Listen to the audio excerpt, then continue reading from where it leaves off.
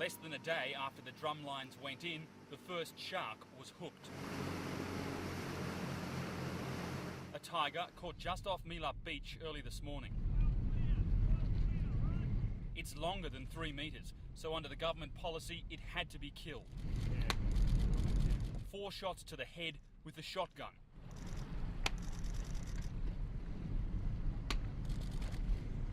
Now that the shark is dead, the fisherman has chosen not to bring it on board his boat. Instead, he's towing it next to his vessel. He has to take it at least 5 kilometres out to sea, where he'll then dump the carcass. But before he could cut it loose, its stomach was cut open and its tail removed to help it sink. There's no proof it'll make things safer. There are better alternatives out there, and they've really rushed this policy. Protesters have labelled this inhumane and have vowed to disrupt the program. We will be rescuing animals if there are animals that are stressed on the drum lines, without a doubt. Will you be taking bait off the hooks?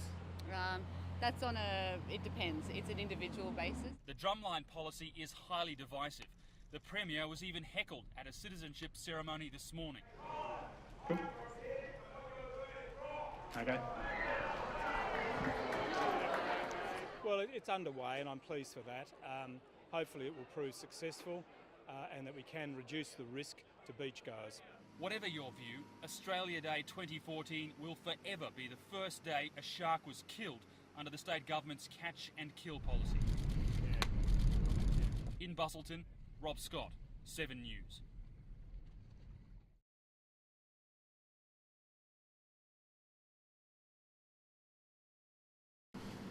Back on the hunt.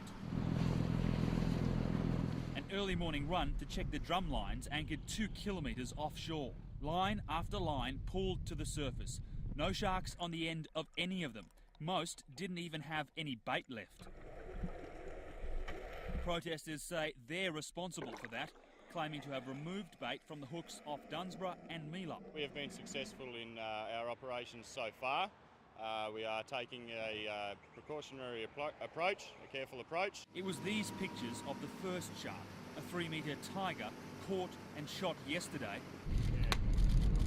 that has angered protesters. Incredibly irresponsible. I mean, this is a measure to protect human lives, and my understanding is that the responsible authorities will be investigating those claims. Now that he's checked and reset all of his lines, the fisherman has begun dropping new ones. This one is just off the tip of Cape Naturalist. On the sand at Meelup today, the buoys are visible.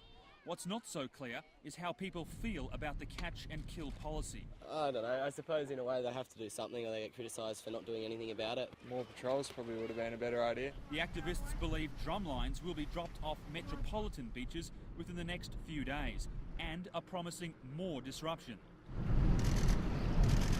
In Dunsborough, Rob Scott, 7 News.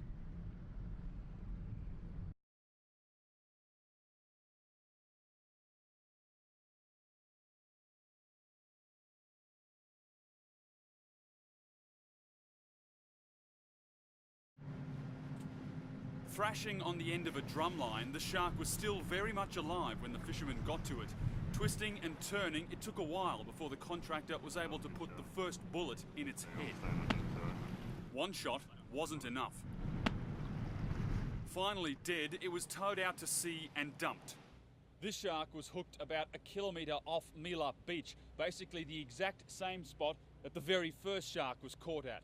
On land, protester Simon Pettifee was preparing to launch his boat to follow the fisherman when he says police swooped. Issued with a move-on notice barring him from the area, his boat was impounded.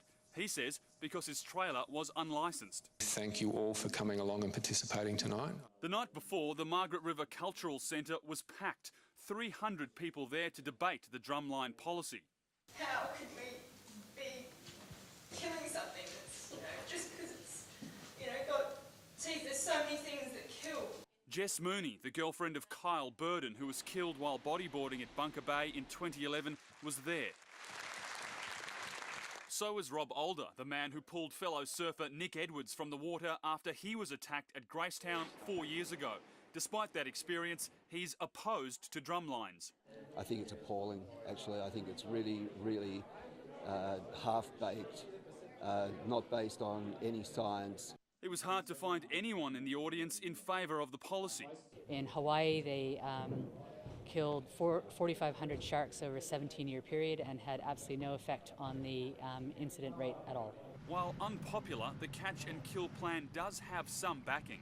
Yeah, well, it's cruel. Yeah, it's also cruel to rip a young child to shreds. This website has thousands of supporters. Its founder not prepared to reveal his identity for fear of reprisals. In Dunsborough, Rob Scott, 7 News.